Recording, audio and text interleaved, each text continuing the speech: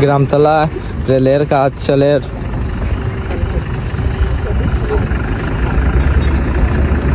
অতি দ্রুত Kulaura two সাবাজুর rail line চালু হবে। খুব দ্রুত কাজ চলে। আমাদের মাঝে আছেন আমাদের মামুজি বাবলু সুমন।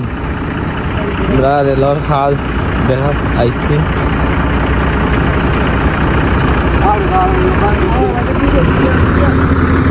রেলের কাজ খুব দ্রুত চলে। দেখেন রেল লাইনের কাজ।